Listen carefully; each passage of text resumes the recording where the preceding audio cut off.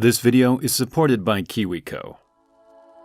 In 1961, the Soviet Union launched the first human into space. In 1969, America put the first man on the moon. In 2019, China landed the first spacecraft on the far side of the moon. Since day one, the spaceflight industry has been extremely competitive, with countries developing the most advanced technologies and pushing the boundaries of what humans are capable of.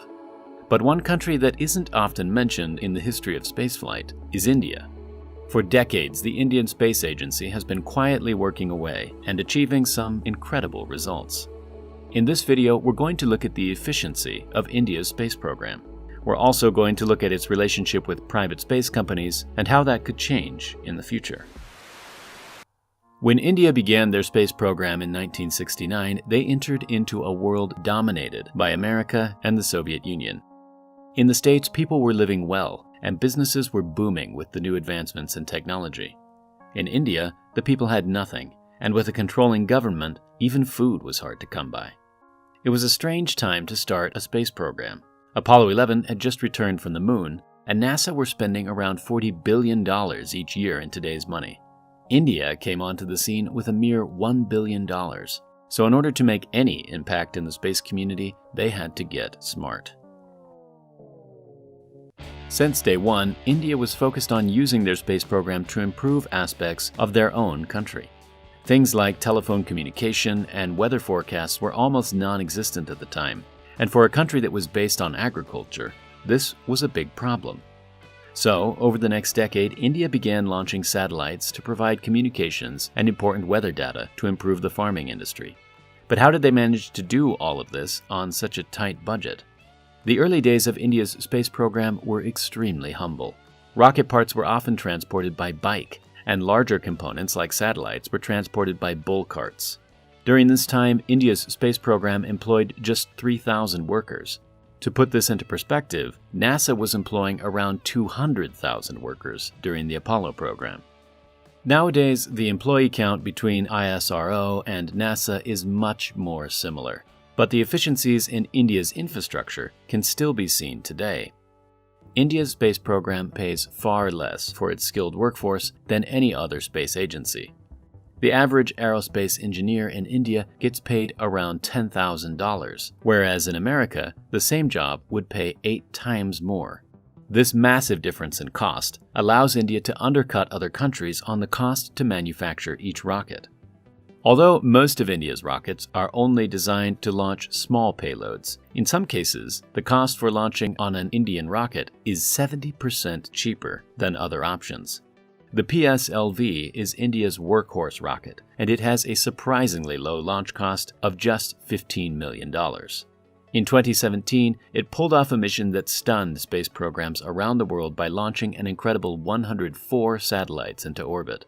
Despite the extra engineering required to pull this off, sharing the launch cost between so many people made the cost for each satellite company extremely cheap. But India's cheap workforce is only half of what makes their rockets so affordable. Instead of outsourcing rocket parts to foreign companies, India gets most of its materials from local companies. Although they might be able to find more advanced components elsewhere, keeping all of the parts in-house saves India up to 50% in overall costs. Utilizing the expertise of other companies is a common theme in spaceflight. Now that the technology required to get into orbit is much more obtainable, it has allowed private companies like SpaceX and Rocket Lab to make a massive impact in the spaceflight community. But this is one area that holds India back.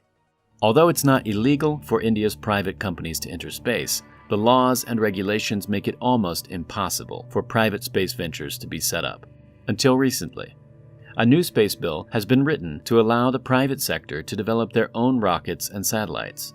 Traditionally, ISRO have contracted private companies to design and manufacture their rockets and spacecraft. Now, private companies can spend their own time and money in developing more advanced spacecraft for interplanetary missions. Although India has experience with this, their interplanetary missions in the past have been limited in terms of what they can discover. But this isn't a fault of India's space program. This is by choice. A common theme that runs through India's space program is high ambition paired with a low budget. India always wanted to go to the Moon and Mars, and they didn't let their small budget stop them. The Mars Orbiter mission, which launched in 2013, made India only the fourth space agency to successfully get to Mars, and they did it on their first attempt. They also did this on a shoestring budget of just $74 million, a fraction of what other space agencies typically spend. Apart from making their spacecraft small and simple, India likes to keep the overall duration of the mission as short as possible. NASA has multiple missions that have spanned decades and racked up enormous running costs. From the initial conception to the end of operation, India's missions are designed to only run for a few years. So although India's capabilities and achievements might not be on the same scale as NASA, their incredible ambition and clever cost efficiency has allowed them to become one of the world's key players in the space community. From their humble beginnings, cycling rocket parts back and forth, to launching spacecraft to other planets, their ability to achieve so much with so little is an inspiring story which sums up the Indian spirit. In order to continue being one of the greatest space agencies in the world, India will need to hire the next generation of talented and creative engineers. KiwiCo creates super cool hands-on projects designed to get kids thinking about concepts in STEAM, like science, technology, engineering, art, and math.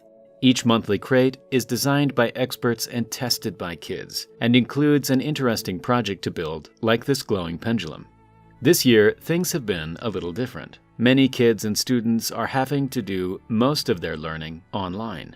KiwiCo's projects are a brilliant way to let kids learn from home, whilst getting them away from the computer. KiwiCo has 8 different subscription options, with crates for different age groups and topics. Each project provides kids with hours of entertainment and teaches them new things every month. Each box also comes with all the supplies needed for that month's project, so there's no need for extra runs to the store. Just follow the helpful instructions and you can't go wrong. With the holiday season approaching fast, KiwiCo is the perfect gift to introduce kids to the world of science and technology. To support Primal Space and try out KiwiCo, visit kiwico.com/primalspace to get your first month for free. If you would like to support the channel even more, consider becoming a patron, where you can give your input on each video and join our exclusive Discord server. Thank you very much for watching, and I'll see you in the next video.